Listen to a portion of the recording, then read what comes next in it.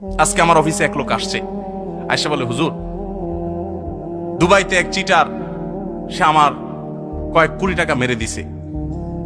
তো আমি তারে খুঁজতে গেছি দুবাইতে। তো সে আমাকে মক্কার মিকাত থেকে ভিডিও কল দিছে, দিয়া তার এহরাম পরা ভিডিও দেখাচ্ছে সে ওমরা করতে গেছে। অর্থাৎ বুঝাইতেছে তুমি আমার দুবাই খুঁজে লাভ নাই চান্দু, আমি মক্কায়। তো সে ভিডিও কল দিয়ে দেখাইতেছে। তো আমার বলতেছে, হুজুর আমার একটু বুঝান, এই লোকটা ওমরা করতে গেছে কি দুঃখে, সে আমার মতো এরকম বহু মানুষের টাকা মেরে নিয়ে গেছে। সে দেখাইতেছে, দেখো তুমি আমার পিছনে লাগিয়ে লাভ না, আমি কিন্তু আল্লাহর ঘরে আছি।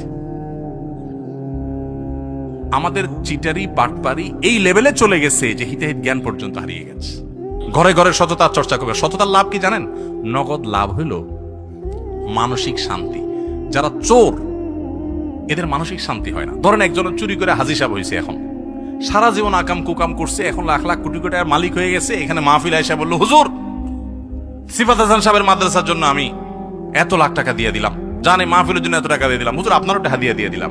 আমি খুশির চিঠি বললাম, আল্লাহ আপনি হাজি সাহেবরে কবুল করেন, আল্লাহ হাজি সাহেবরে জান্নাতের একেবারে জান্নাত পার করে জাহান্নামে পৌঁছায় দেন। আমি হয়তো অনেক লম্বা লম্বা দোয়াও করে দিব, আপনারাও বলবেন নারায়ে তাকবীর, সুবহানাল্লাহ, বলেন মাশাআল্লাহ, আলহামদুলিল্লাহ, কিন্তু আল্লাহর ফেরেশতা বলবেন তুই চোর। তুমি মানুষের চোখে ধুলো দিতে পারো, বাট তুমি দিন শেষে মানুষের রক্ত চুষে এই টাকা এনে এখানে ঢালছো, এটাতে মানুষকে খুশি করতে পারো, আল্লাহ খুশি হবেন না। আল্লাহ খুশি হবেন যখন এই টাকার মালিকের কাছে টাকা ফেরত দিবা।